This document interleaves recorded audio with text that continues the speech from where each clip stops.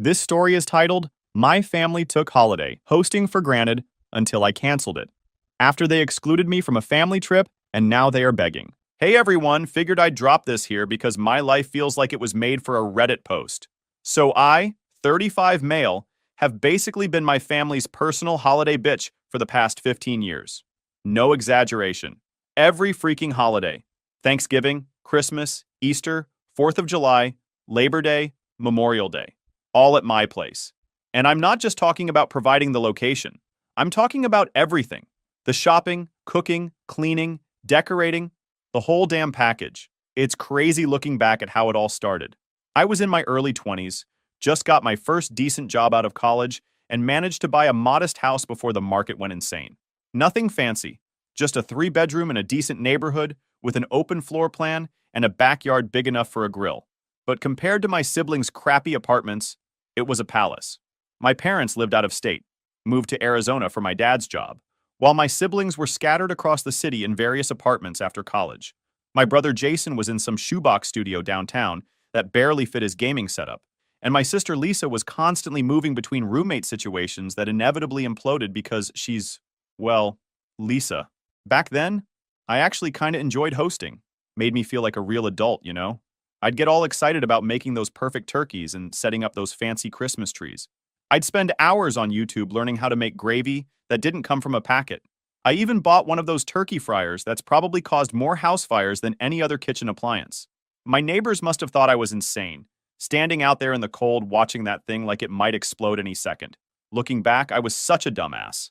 The first few years weren't too bad, which usually meant a half-melted box of chocolates or a last-minute grocery store dessert, or a plant they grabbed from the store on their way over.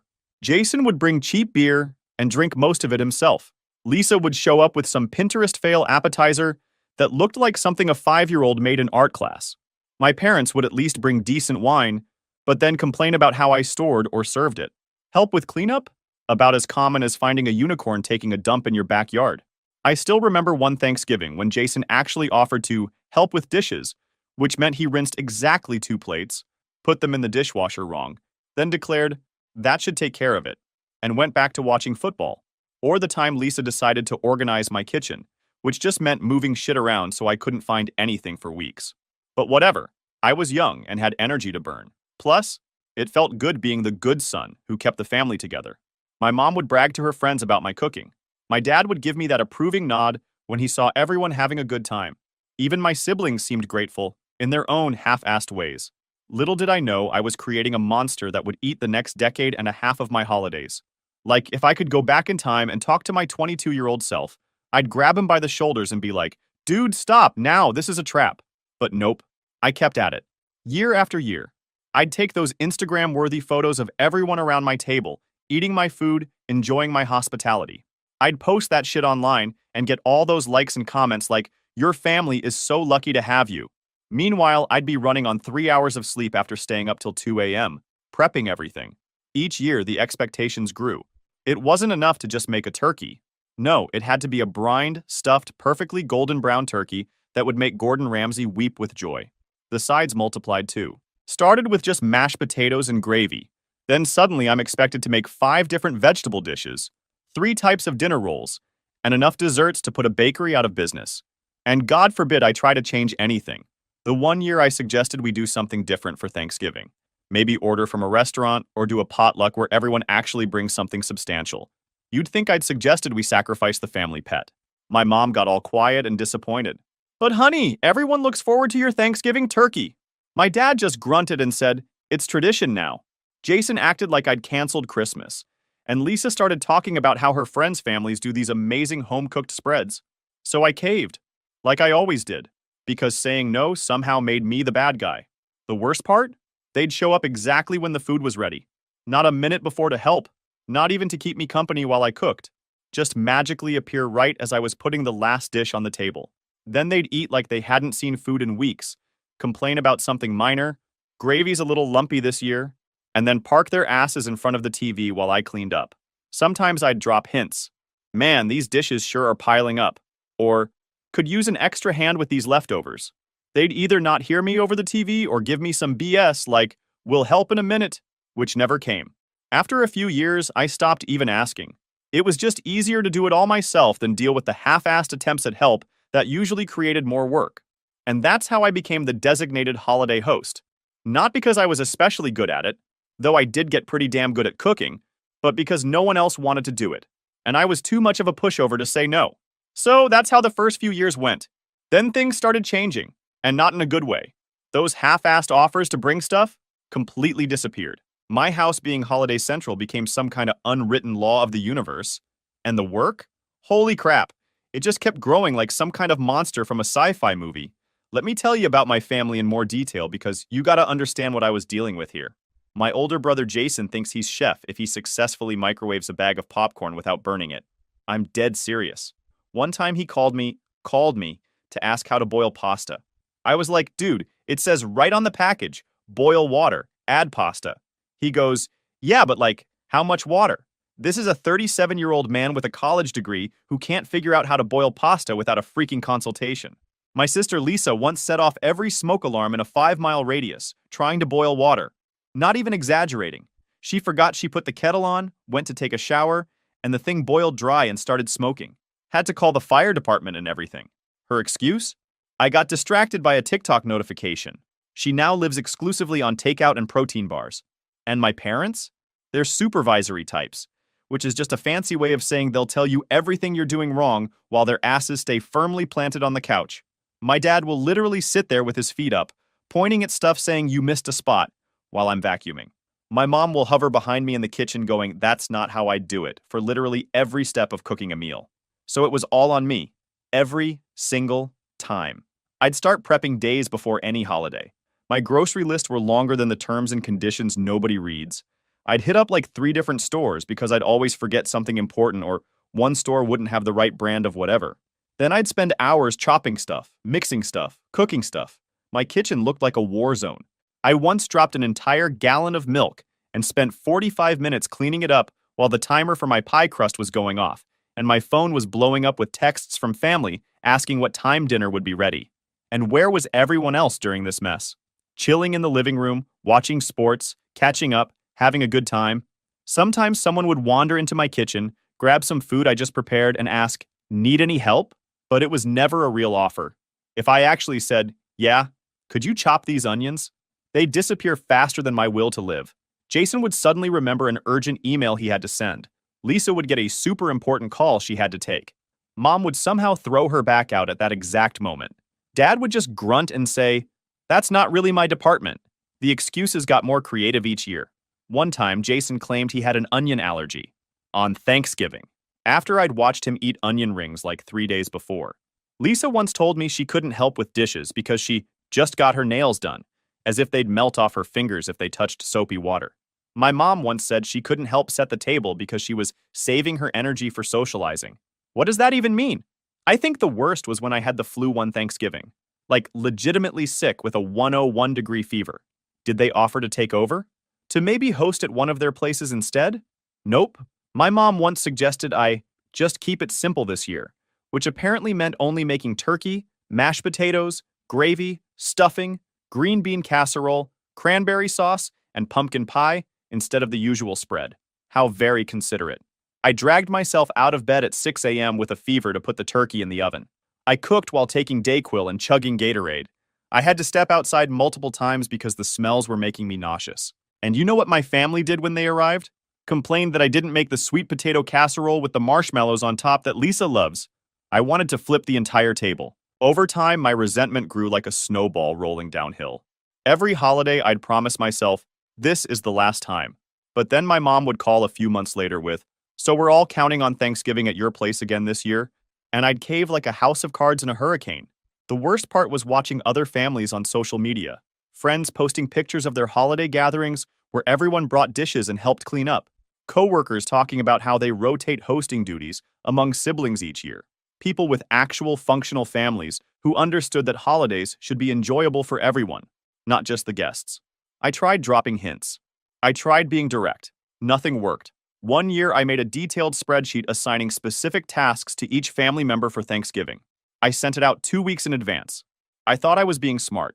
On the day of, exactly 0 of those tasks were done. When I brought it up, Jason claimed he never saw the email, despite responding to it. Lisa said she assumed someone else would handle her tasks, and my parents acted like the whole thing was a silly suggestion rather than an actual request for help. Another time, I tried to be super explicit. I called my mom and said, "Mom, I really need everyone to help this year. I can't do it all myself anymore."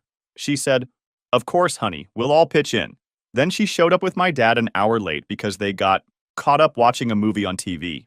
The most help I got was Jason carrying the turkey from the kitchen to the dining room table, which he acted like deserved a Medal of Honor. After about a decade of this, I started noticing a new pattern. The comments and criticisms were getting worse. It wasn't just "the gravy's a little lumpy" anymore. Now it was, "Remember that Thanksgiving at Aunt Carol's when she made that amazing cranberry relish? This is good too, though." Or "My coworker's wife makes her stuffing with chestnuts and it's to die for. Maybe you should try that next time." But what really pissed me off, they started inviting people without telling me. One Christmas, my brother brought his new girlfriend and her parents. Just showed up with them. No warning. I had to scramble to find extra chairs, plates, utensils. I ran out of ham, so I had to eat leftover pizza from the night before, while everyone else enjoyed the meal I'd spent 2 days preparing.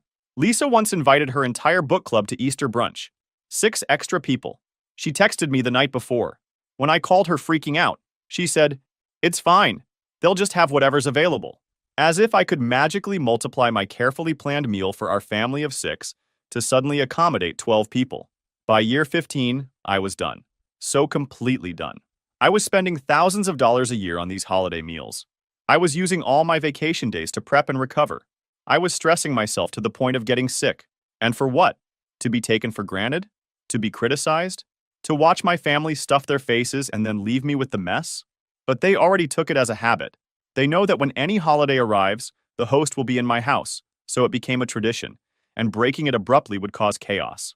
So there I was, mid-October last year, already making my lists for Thanksgiving like the holiday doormat I'd become. I was at Costco, loading up my cart with shit that wouldn't even go bad before the holiday. Paper towels, those disposable aluminum roasting pans, and some decent whiskey to help me cope with the impending family invasion. I was in the baking aisle trying to remember if I still had enough vanilla extract at home when I literally bumped carts with my cousin Megan. We don't talk much, but she's cool. She's my aunt's kid, lives across town, has a normal job at some marketing firm. We're Facebook friends, but that's about it. We did the whole, "Hey, how's it going" thing. Normal small talk. Then she drops this on me. "So I heard everyone's going to Florida for Uncle Frank's birthday, the weekend before Thanksgiving? That must be tough timing for you with all the prep you'll need to do for hosting when they get back. Will you have enough time?" I just stood there like an idiot, frozen in the middle of Costco, holding a 32-ounce bottle of vanilla, which is way too much vanilla. But the price per ounce was good? Okay. "What Florida trip?" I asked, trying not to sound as confused as I felt. Megan got this look on her face like she just realized she stepped in dog crap. Her eyes got wide, and she started doing that nervous laugh thing people do when they know they've said something they shouldn't have. "Oh shit. You didn't know? Everyone's going to Orlando for Uncle Frank's 65th birthday. A whole weekend thing at that resort with the golf courses. Your parents, Jason, Lisa, everyone. I figured they'd told you. Uncle Frank is my dad's brother. He's actually pretty cool. Retired military. Tells great stories. Always slips me an extra $50 at Christmas." But I hadn't heard a damn thing about any birthday trip to Florida. "Nope," I said, trying to keep my voice casual. "First I'm hearing about it. When is this happening?" "Weekend before Thanksgiving," Megan said, looking increasingly uncomfortable. "They're flying out Friday morning and coming back Monday night.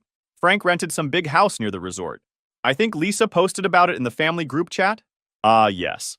The family group chat that I was mysteriously removed from about 6 months ago after I called out Jason for never paying me back for the Christmas present we supposedly went in on together for our parents. They claimed it was a technical glitch, but somehow never got around to adding me back. My brain was buffering hard. My entire family was planning a weekend vacation to Florida, literally days before Thanksgiving, and nobody had bothered to mention it to me. Not a word. But the best part? From what Megan was saying, they were still 100% expecting me to host Thanksgiving when they got back. They just didn't think it was worth mentioning to me. I thanked Megan for the info, made some joke about classic family communication to ease the tension, and finished my shopping on autopilot. My mind was racing faster than a squirrel on espresso. The more I thought about it, the more pissed off I got. They were taking a family vacation without even inviting me, then coming back expecting me to slave away for days preparing their holiday meal like nothing happened. And they were keeping it a secret. It wasn't like they'd invited me and I couldn't go. They straight up excluded me. I drove home with the radio off, just thinking. This wasn't a new thing. This was just the most obvious, egregious example of how little they considered me. I started mentally cataloging all the other times they'd pulled similar crap. Like the time they all went to a baseball game together, but didn't invite me because you're not really into sports. I played baseball for 4 years in high school. Or when they had a spontaneous family dinner at my parents' favorite restaurant when they were visiting town, but somehow forgot to call me until they were already on dessert. We tried calling, but you didn't pick up, they claimed, though my phone showed no missed calls. By the time I got home and unloaded my groceries, I'd worked up a full head of steam. Part of me wanted to call them out immediately, text the family and say, "So heard about Florida. Nice of you to include me." But another part of me, a more calculating part I didn't usually listen to, suggested a different approach. I decided to test the waters. I pulled out my phone and called Uncle Frank. "Hey, kid." "What's up?" he answered, sounding genuinely happy to hear from me. "Hey, Uncle. Just wanted to say happy early birthday," I said, keeping my voice casual. "I heard about the Florida trip. Sounds like an awesome time. I wish I could have made it, but you know how it is, work and all." There was a pause on the line. "Wait, you were invited?" I kept my tone light. "Yeah, but things got crazy on my end and I had to back out. Sucks, I would have loved to celebrate with you." Uncle Frank sighed. "Man, I wish you'd told me sooner. I didn't even know you weren't coming. I just assumed you couldn't make it. Your dad made it sound like everyone was set, and I figured you were busy, like always." I clenched my jaw but forced a chuckle. "Yeah, you know how it is." Frank hesitated. "You sure you were invited?" "I mean, I told your dad to get the whole family together. It wouldn't have been the same without you." And there it was. They hadn't just left me out. They didn't even mention me to Frank. "Well, what matters is that you have an amazing time," I said smoothly. "You deserve it. I hope the whole trip is great." "Thanks, kid. But I gotta say, I wish I'd known. We could have made something work. You should have been there." "Yeah," I said, staring at the wall. "I should have." After we hung up, I sat in silence for a moment, phone still in my hand. My own uncle assumed I was part of the plans because that's what a normal family does. Includes everyone. But not mine. They'd left me out on purpose. Any last shred of doubt I had evaporated. I wasn't imagining things. This wasn't a simple oversight. They hadn't forgotten. I had been deliberately cut out, while still expect me to host Thanksgiving like nothing happened. That's when I started to think, what if I just played along? What if I let them think everything was normal?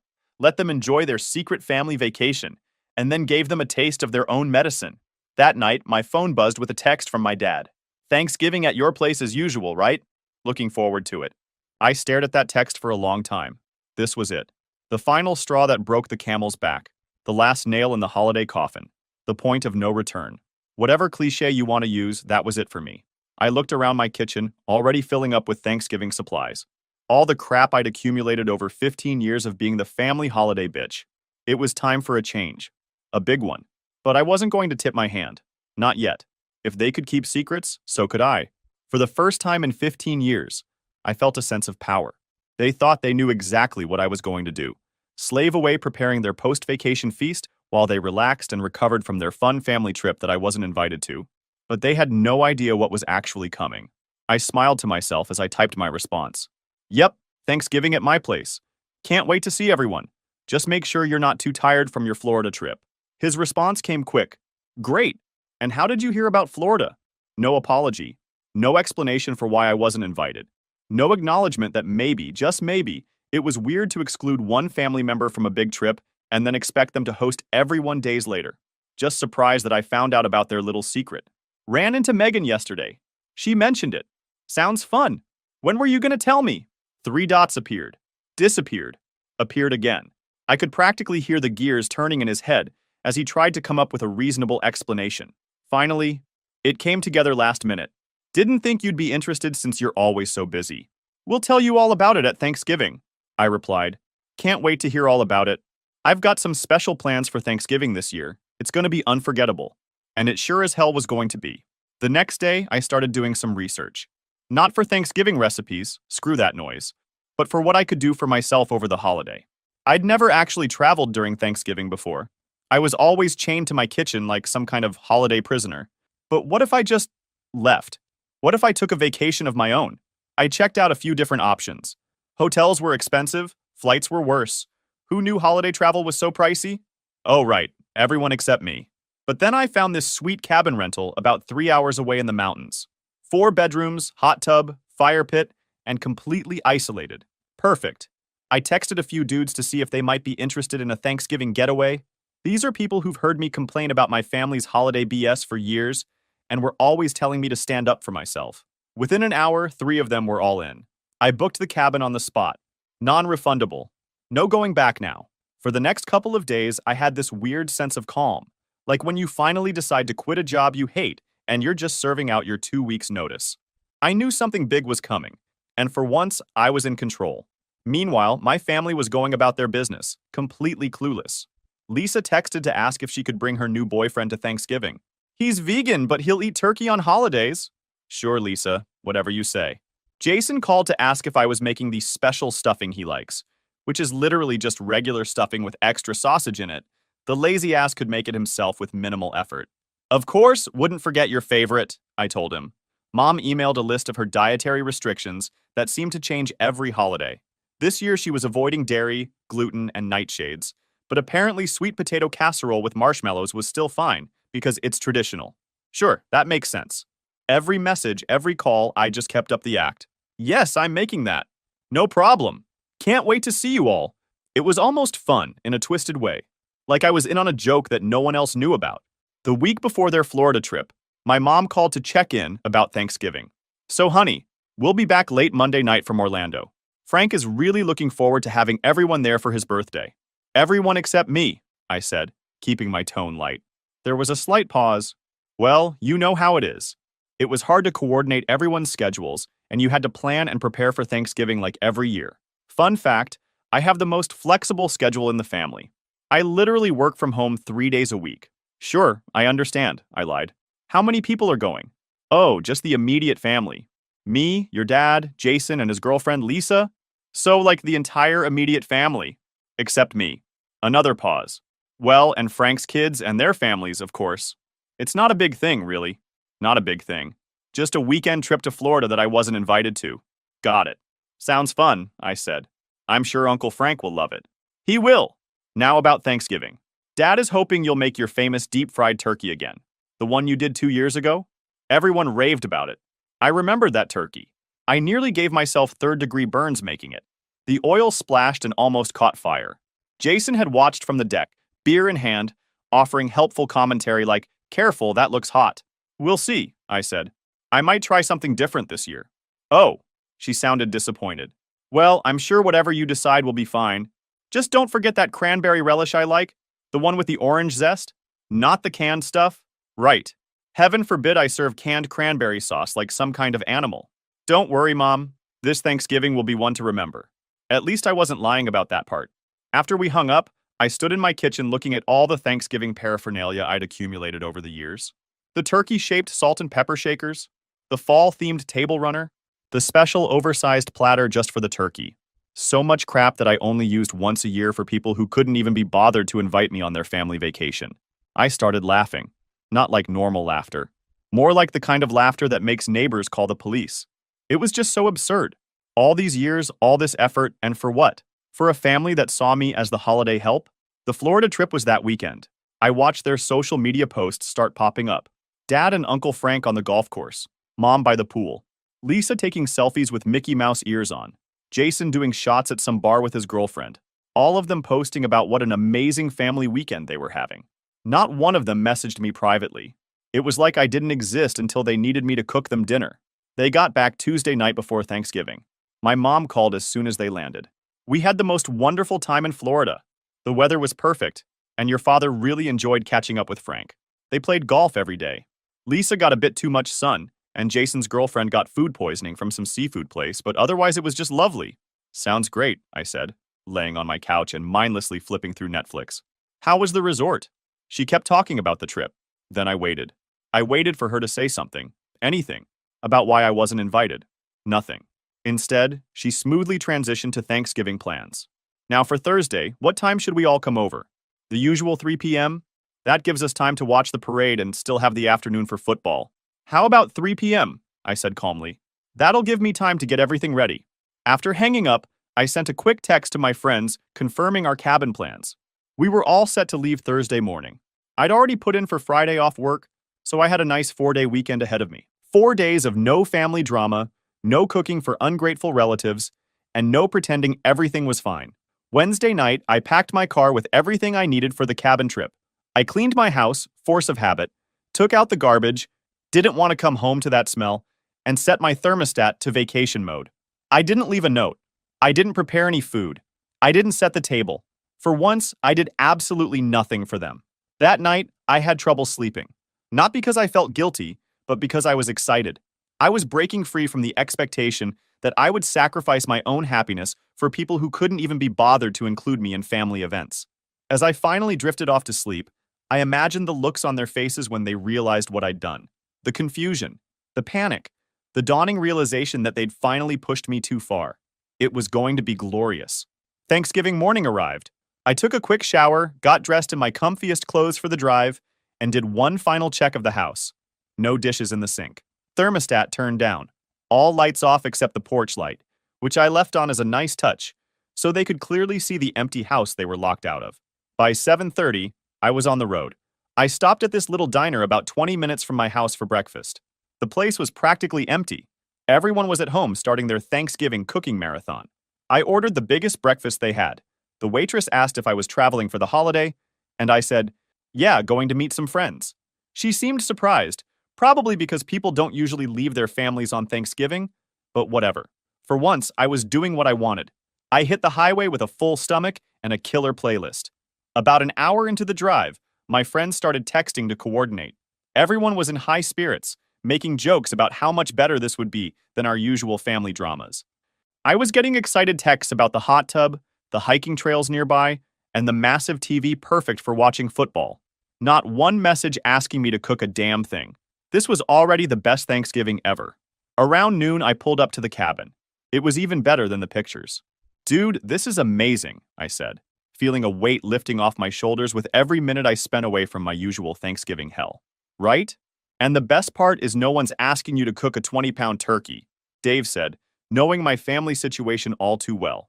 At exactly 3 p.m., when my family would be arriving at my empty house, I turned my phone off. I didn't want to see the barrage of confused and angry messages just yet. I was imagining them scramble like a group of Sims when you remove the doors from a room. We spent the afternoon watching football, soaking in the hot tub, playing cards, and just relaxing. No family drama, just good friends enjoying each other's company. Around 8 p.m., slightly buzzed and extremely content, I decided to check my phone. I turned it on and waited as the notifications flooded in. 27 missed calls, 43 text messages, 6 voicemails. I felt a mix of satisfaction and anxiety as I scrolled through them. The timeline of messages told a beautiful story of confusion, turning to anger. When I got home Sunday night, the shit had officially hit the fan. My voicemail was full of messages that evolved from confusion to anger to full-on rage. The first few were from my mom, around 3:15 p.m. on Thanksgiving. Honey, we're outside. Are you home? The cars are here, but no one's answering the door. Then my dad at 3:30. Son, where are you? Everyone's waiting. Call us back. Lisa at 3:45, already sounding annoyed. Seriously, where the hell are you? We've been standing outside for like half an hour. My boyfriend's getting hangry. By 4 o'clock, the tone had shifted dramatically. Jason, dude, what the actual fuck? Everyone's pissed and mom's freaking out. If this is some kind of joke, it's not funny. Mom again at 4:30, now panicked. We're getting worried. Please call us back immediately.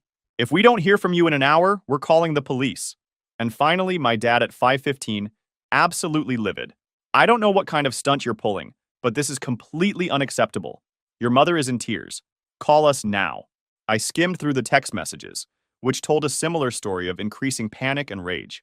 Apparently, they'd gone to a nearby restaurant for dinner, but it was packed because, duh, it was Thanksgiving, and they had to wait 2 hours for a table. Lisa's boyfriend's family had invited them over, but it was too late to accept. They ended up ordering Chinese food and eating it at my parents' small apartment. The final message was from my mom, sent Sunday morning. Your behavior is completely unacceptable. We all had to scramble to find somewhere to eat.